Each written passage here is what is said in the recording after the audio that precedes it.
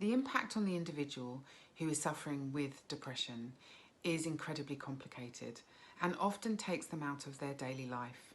It means that they are no longer able to work or function.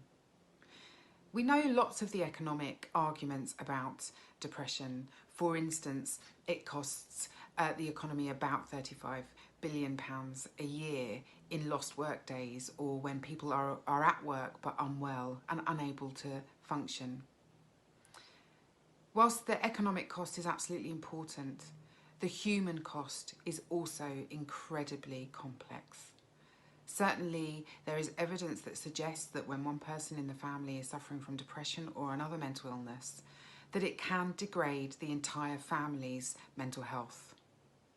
It's important for society to understand that depression isn't just one person's problem, it's our problem.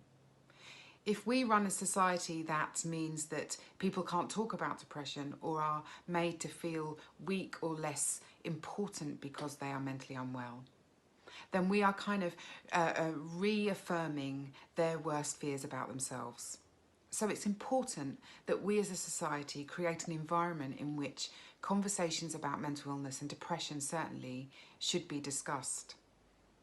By doing this, we're giving individuals and families the best chance of being able to access help at the right time when they need it the most, whether that be through their GP or at work. Sometimes people seek out help through all sorts of ways and routes, talking to hairdressers, talking to people that they know who live on their street or mothers at the school.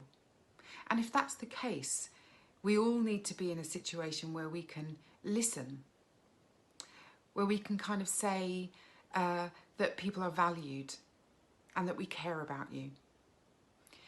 So the impact of depression and mental illness on society, for me, is complicated and one that we need to address.